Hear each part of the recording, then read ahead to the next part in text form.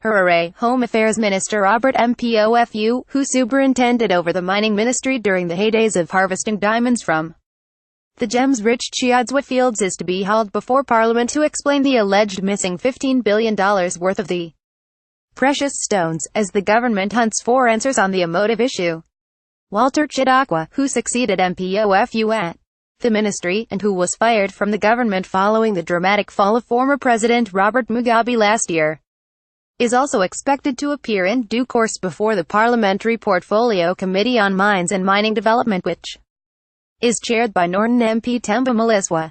The Marange diamond fields in Manicaland province, which are located a few kilometers outside Mutar, were discovered in 2006 and are considered to be one of the world's biggest deposits of diamonds. We want the ministers to appear before the committee as soon as possible, most probably at our first meeting in 2018.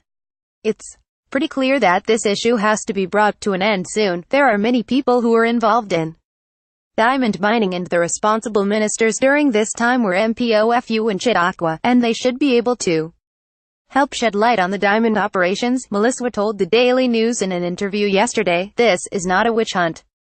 It's just about accountability, which is why we want to bring the former ministers before the parliamentary committee to account for the concessions that they gave and to reveal how much was generated, how much went to the Kimberley process, and so forth, he added. At the height of the mining of diamonds in Marange, Mbada Diamonds, Marange Resources, Anjan Investments, Diamond Mining Company, Kusina and Gainayam were some of the companies which were involved in the extraction of the gems in conjunction with the Zimbabwe Mining Development Corporation, ZMDC. The mining companies were expelled from Chiadzwa after Mugabe made the startling claim that his government had lost a jaw-dropping $15 billion to alleged nefarious activities by some of the diamond mining firms. In a controversial move, the government subsequently fired and replaced the mining companies with the state-owned Zimbabwe Diamond Consolidated Company, which now exclusively carries out all the mining in the area.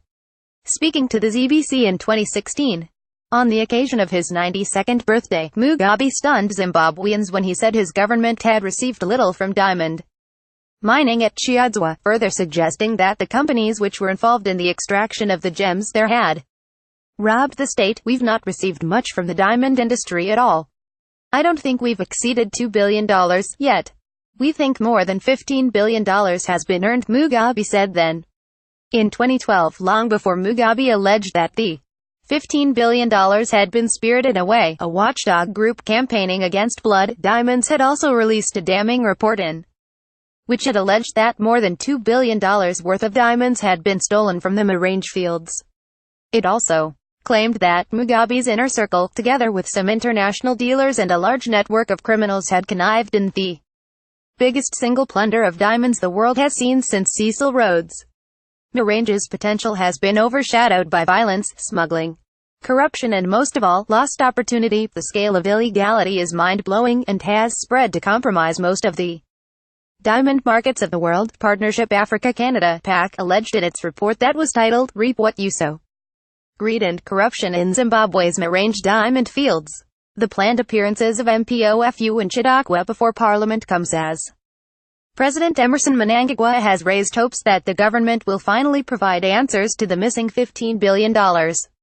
Anti-corruption watchdogs and opposition groups have welcomed his tough rhetoric against graft, including his 3-month moratorium on people who externalized foreign currency, saying it will help the government to recover some of the money that was stolen during Mugabe's controversial rule.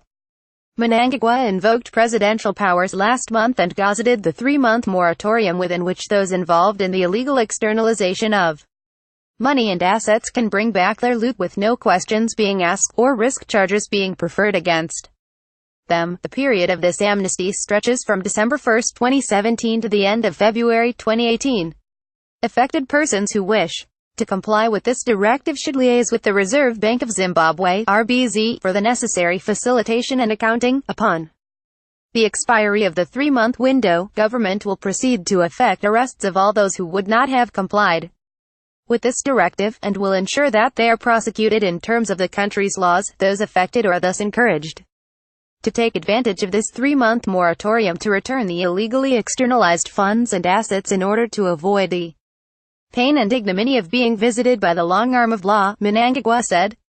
Before he became president, Mnangagwa had said the government had ordered a forensic audit of the 7 companies that were mining in Chiadzwa as part of the investigations regarding the missing $15 billion. You said there was $15 billion stolen. What it then says is that there's an investigation. Where there's an investigation, there's an allegation, and where there's an allegation, there's a prima facie case. There is a possibility that the thing happened. You properly said there is $15 billion which is being investigated, which means the issue of $15 billion is under investigation, using your own terms, to establish whether it actually happened and if it did. That is corruption, and up to now, that hasn't been concluded. There were something like 7 companies and each company will be subjected to a forensic audit to establish during the past 5 or 6 years what it did.